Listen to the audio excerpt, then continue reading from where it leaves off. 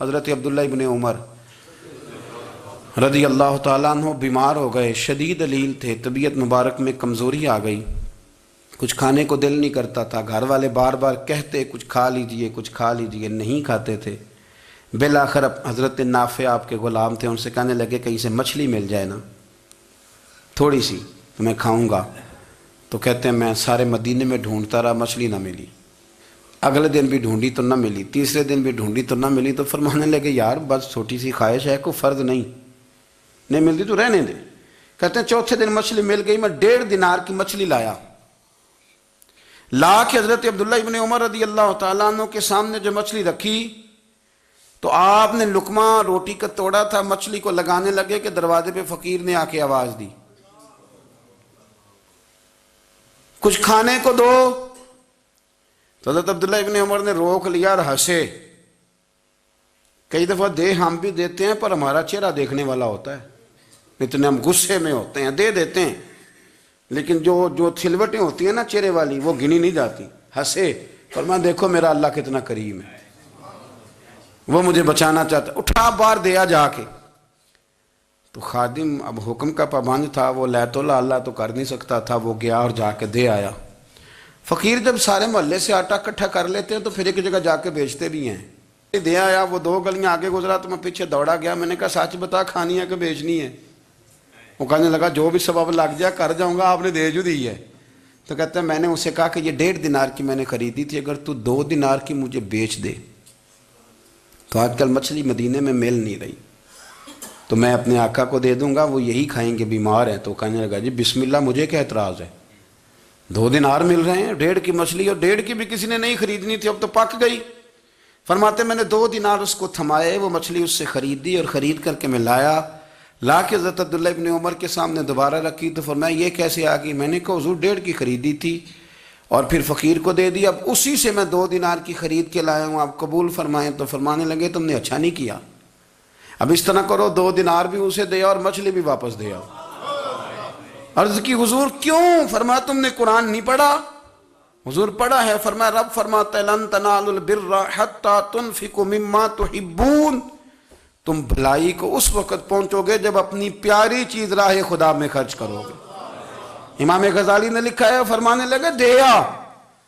تو وہ حضرت نافع کہتے ہیں میں دینے گیا، دے کے واپس آیا تو کچھ پریشان تھا، کیونکہ مجھے بھی 4 دن ہو گئے تھے نا تلاش کرتے، تھوڑی طبیعت میں مایوسی تھی کہ اتنی محنت سے میں نے لایا اور آپ نے واپس کر دی۔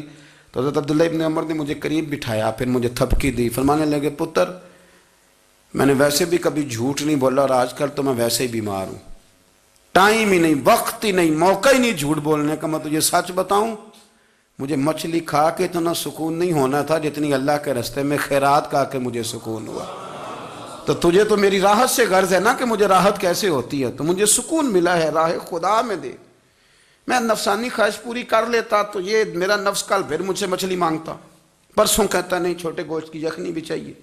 ہم لوگ الجھ گئے ہیں، بہت بڑے قیدی ہیں اپنے آپ کے، بڑے قیدی ہیں، سارا دن اپنی خواہشات کی تکمیل میں بھاگے رہتے ہیں، بڑے بڑے سونے نوجوان۔ میں ان پہ تنقید نہیں کرتا، مجھے ان پہ ترس آتا ہے۔ جب میں رات کے اندھیروں میں انہیں ٹیلی فون لے کے چوکوں میں کھڑے دیکھتا ہوں تو مجھے رحم آتا ہے۔ میں کہتا ہوں دیکھو نفس کی خواہش کے پیچھے یہ کیا مثلاً آخر کیا ہے اس میں؟ ایک عورت کے پیچھے تباہ کر لیا اپنے آپ کو، یعنی زیادہ سے یہ کوئی مقصود ہے؟ یہ کوئی مقصد حیات ہے جس کو مقصد بنا لیا ہے؟ میرے عزیز بات کو سمجھ لیں، اتنا خوبصورت آدمی ہے اور اتنا اس کا اونچا قد کاٹ ہے، اور کیا کس کے پیچھے یہ بھاگا ہوا ہے؟ بڑا سمجھدار، دانشور، عقل مند آدمی، ذی روح بندہ، لیکن اس کا سٹیٹس آپ یہ ملاحظہ کریں کہ وہ 20-40 ہزار کی خاطر جھوٹ بولتا ہے، دھوکہ دیتا ہے، فریب اور فراڈ کرتا ہے۔ ہم اپنی نفسانی خواہشات کے پیچھے اس طرح بھاگتے ہیں کہ ہم اصل سے رہ جاتے ہیں۔ میری باتوں کی سمجھ آ رہی ہے آپ حضرات؟ تھوڑا تھوڑا کر کے، ایک ایک کر کے ان کی باتیں کم مانیں۔ وہ ضروری تو نہیں نا کہ سویرے ناشتہ بازار سے اپنی مرضی کا تگڑا کیا ہے، بازار سے لا کے پوڑیاں چنے بہترین کھائے، اور پوڑیاں چنے ابھی کھائے نہیں، شاپر میں ڈالے ہوئے ہیں، اور وہ لے کے ابھی آ رہا ہے تو ساتھ ہی رستے سے گوشت بھی چھوٹا اچھا لگا تو 2 کلو وہ بھی لے آئے کہ پوڑیاں چنے کھاؤں گا اور دوپہر کے لیے گوشت پکاؤں گا. وہ پہلے یہ تو کھا لے صاحب, اس سے تو نجات پا لے. یہ پتہ نہیں ہضم ہوتا ہے کہ کچھ اور کرتا ہے تیرے ساتھ, لیکن وہ گوشت بھی ساتھ لے آیا. یعنی ٹیبل پہ, ناشتے کے ٹیبل پہ بیٹھ کے فیصلہ ہو رہا ہوتا ہے کہ ہم نے کیا کھانا ہے, ہم نے کدھر جانا ہے. سنگیو یاد رکھو, باتوں کو سمجھو اور غور کرو. یہ تھوڑا تھوڑا کر کے جب ہم چھٹکارا حاصل کرنے کی کوشش کریں گے نا, چھٹکارا حاصل کرنے کی, کہیں جگہ سے کسی جگہ سے اگر آپ کو تنبیہ ہوتی ہے نا, تنبیہ, اس میں بھی بڑا مزہ آتا ہے. اس میں بڑا, ہمارے ایک بزرگ تھے تو ایک دن نا میں گیا تو کہنے لگے الحمدللہ آج میں بڑے سکون میں ہوں. میں نے کہا جی وہ کیا ہوا؟ کہنے لگے میں اپنے آپ کو بڑا پیر صاحب سمجھنے لگ گیا تھا. تو ایک وابڈا کے کسی آدمی سے کام تھا, تو میرے ایک دوست نے مجھے کہا کہ پیر صاحب اس کو ٹیلی فون کر دیں, سنا ہے آپ کا عقیدت مند ہے. میں نے اس بندے کو ٹیلی فون کیا تو کہتا ہے پیر صاحب میں عزت آپ کی بڑی کرتا ہوں پر یہ کام نہیں ہو سکتا. کہتے ہیں جب اس نے مجھے کہا نا تو کچھ بھی نہیں, تو مجھے بڑا مزہ آیا ہے, ورنہ میرا تو نفس پھول گیا تھا. میں تو سمجھتا تھا کہ جو میں کہتا ہوں ویسے ہی ہو جاتا ہے. کہتے اس نے تھوڑا سا نا مجھے لیول میں کیا ہے, مجھے مزہ آیا. یہ لوگ نا اپنے اوپر بوجھ ڈالتے تھے, یہ تھوڑا تھوڑا پیچھے ہٹتے تھے, یہ سمجھتے تھے کہ اس طرح تو ہماری تکمیل رہ جائے گی. صبح سے شام تک اگر اسی نفس کی باتیں مانتے جائیں گے تو خرابی کرے گا. دولت کا نشہ ہے بھائی, دولت کٹھی کرنے والا کسی جگہ سیر نہیں ہوتا. حسن کا نشہ ہے, حسن کا نشہ ہے. حضرت ابو بکر شبلی رحمۃ اللہ علیہ فرمایا کرتے تھے جو تیری بیٹی کو خوبصورت سمجھ کے اس کے ساتھ نکاح کرنا چاہے اسے بیٹی نہ دینا. حضرت جی کیوں؟ فرمایا حسن تو تھوڑے دن کے بعد ختم ہو جائے گا, پھر وہ اس کی قدر نہیں کرے گا, وہ تو کہیں اور منہ مارتا پھرے گا. حضرت ابو بکر شبلی رحمۃ اللہ تعالیٰ علیہ کی بیٹی خوبصورت تھی. ایک نوجوان کہنے لگا میرا نکاح کر دیں. آپ فرمانے لگے پتر تو 1 مہینے کے بعد آنا, کر دوں گا. بڑی موٹی تازی خوبصورت صاحبزادی. تو حضرت نے اسے دوائی کھلائی, اسے پخانے لگ گئے. جو پخانہ کرتی ایک مٹکے میں سنبھال دیتے. تھوڑا وقت گزرا تو وہ ہڈیوں کا پنجر بن گئی. مہینے بھر میں دست اتنے آئے کہ کمزور ہو گئی. تو ابو بکر شبلی 1 مہینے کے بعد نوجوان کو بلایا, فرمایا ادھر آ تیرا نکاح کروں. بچی دکھائی تو وہ کمزور بستر پہ پڑی. فرمایا شادی کر. کہنے لگا اس سے نہیں میں نے کرنی. فرمایا یہ وہی ہے؟ کہنے لگا جی نہیں. فرمایا تو کہتا تھا مجھے عشق ہے, کدھر گیا تیرا عشق؟ کہنے لگا حضرت صاحب آپ کیسی بات کر رہے ہیں؟ فرمایا ادھر آ. پھر وہ مٹکا جس میں گند رکھا تھا وہاں لے گئے. فرمانے لگے تیرا اس کے ساتھ عشق تھا, یہ ہے تیرا عشق. فرمایا اسے تو میں 4 دن روٹی کھلاؤں گا پھر تندرست ہو جائے گی, لیکن میں دیکھنا چاہتا تھا کہ تو میری بیٹی سے پیار کرتا ہے یا اس کے چہرے پہ آنے والی کچھ وقت کے لیے سرخی سے پیار کرتا ہے, اس لالی سے پیار کرتا ہے جو جوانی کے وقت بچوں اور بچیوں پہ آتی ہے. کس چیز کے دل دادا؟ یعنی کیا مطلب؟ نفس کی غلامی, سراسر غلامی. اور پلٹ پلٹ کے اور بڑے بڑے سیانے بندے چھوٹی سی خواہش کے لیے. بڑا سمجھدار آدمی, بڑا سیانا بندہ. میں ایک بڑے بزرگ عالم تھے, میں ایک دفعہ ملنے گیا تو پائے پکا رہے تھے, خود پائے پکا رہے تھے. تو وہ بڑے پیار کی بات ہوتی ہے نا جی. تو تامت باندھی ہوئی اور بڑی جناب خستہ حالی, اور وہ پائے پکا رہے ہیں. تو میں نے ان سے کہا, میں نے کہا حضرت جی پائے تو کسی اور نے بھی پکا لینے تھے, آپ بخاری لے کے بیٹھتے, چلو میری طرح کا کوئی بندہ آپ سے استفادہ بھی کر لیتا. اب پائے آپ لائیں گے, پھر پکائیں گے, پھر آپ کھائیں گے, تو یہ تو 24 گھنٹے آپ کسی کام میں گزر جائیں گے. تو یہ ایک چھوٹی سی خواہش کے لیے. میں کسی چیز کو حرام نہیں کہہ رہا, قرآن پاک کی جو آیت پڑھی ہے صرف اس کی تفسیر آپ کے سامنے عرض کر رہا ہوں. ہماری خواہشات ماں پالتی ہے, آپ کو نہیں پتا کتنے دکھ سہتی ہے. میں ان ماؤں کو جانتا ہوں جو بیٹے کے حصوں کی مار بھی اس کے ابے سے کھاتی ہیں, مار کھاتی ہیں وہ. ایک خاتون ایک کان سے سنتا نہیں, میرے پاس ایک دفعہ آئی, کہنے لگی 60 لگ گئی سی, کوئی دعا کر دیں یا کوئی وظیفہ پر. ڈاکٹر کہتے ہیں ٹھیک نہیں ہو سکتے. میں نے کہا باجی صحیح بتاؤ مسئلہ کیا ہے؟ کہنے نہیں کچھ بھی نہیں, مسئلہ کیا ہونا ہے, پتر غلط نکل آیا ہے, اس کا باپ روز مارتا ہے. آج میں آگے گئی ہوں تو اس نے ایک تھپڑ میرے کان پہ مار دیے, تو پردہ پھٹ گیا.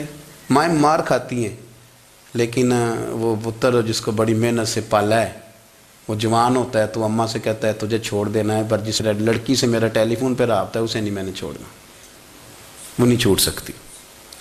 ہر شے کچل جاتا ہے وہ. اماں کبھی لیٹ کے رات کو سوچتی ہے کہ یہ تو میری کل کمائی تھی, میں تو آج بھی اس کے حصے کے تھپڑ اپنی گالوں پہ برداشت کر رہی ہوں، تو یہ کدھر گیا؟ اردشیر نام کا بادشاہ تھا، حضرت محدث ابن الجوزی آج سے کچھ 700 سال پہلے لکھتے ہیں۔ اردشیر بادشاہ بڑا خوبصورت تھا، جوان تھا، بڑا عقل مند تھا۔ اس نے اس طرح کی قریب قریب کی ساری ریاستوں پہ قبضہ کر لیا۔ بڑا عقل مند زیرک تھا، قبضہ ہو گیا۔